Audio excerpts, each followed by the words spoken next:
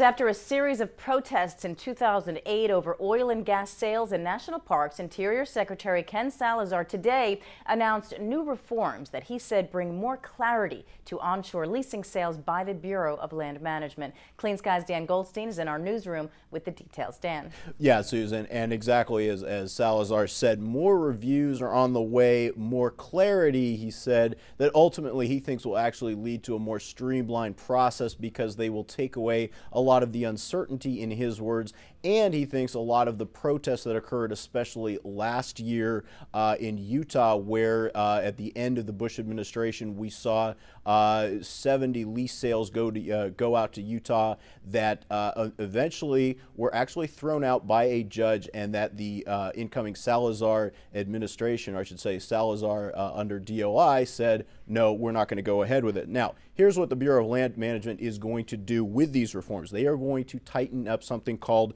categorical exclusions. That was in Section 390 of the Energy Policy Act of 2005. Now, of course, remember, that was passed by a Republican House, a Republican Senate, and signed by a Republican President. That was designed, of course, as they said, to streamline the processing of those onshore oil and gas leases. Now, Salazar is saying that those categorical exclusions, or CXs as they are known, can only be used in extraordinary circumstances. Now, as we said, this goes back to that abortive Utah lease sale that garnered all those protests late in December. That, of course, was done in the waning days of the Bush administration. Salazar today again referred to it as a, quote, headlong rush by the Bush administration.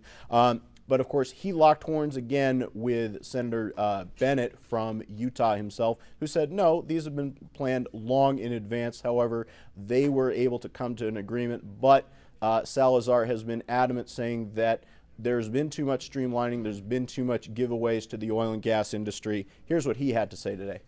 In 1998, a little over 1% of BLM's oil and gas leases were protested. 10 years later, in 2008, 40% of BLM's oil and gas leases were protested. 40% were protested. Core battles over oil and gas leases are now costing millions of dollars through litigation, and they're tying up resources. Almost nobody is happy with the status quo. Industry faces uncertainty because many of the leases that the BLM offers are held up by protests. States and local governments don't have the benefit of a clear federal policy on which federal lands are and are not appropriate for development, which of those lands are or are not appropriate for development. There's no clarity.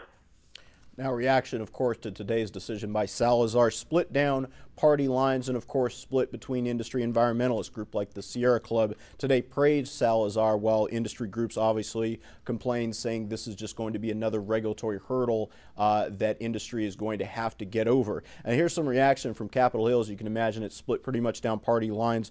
Democrats were mainly positive.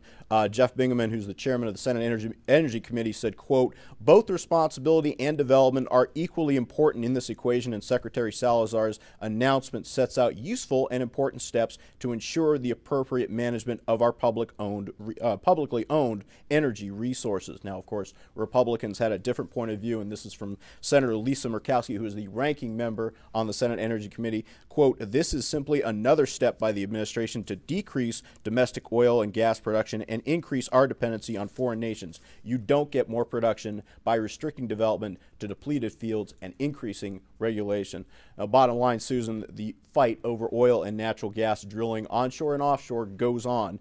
Keep in mind, Susan, here's one thing that's probably going to be really important. Last January, when Ken Salazar, I should say, when he did this in February, pulled many of those Utah leases, oil prices were at about $40 a barrel. Now they are about twice that, at over $80. And you can bet, Susan, that if gasoline prices go over $3 a barrel, Republicans are only too happy to make Salazar's decision today part of the election campaign in 2010, coming up in November, obviously. Absolutely. All right, Dan Goldstein, thanks for that report.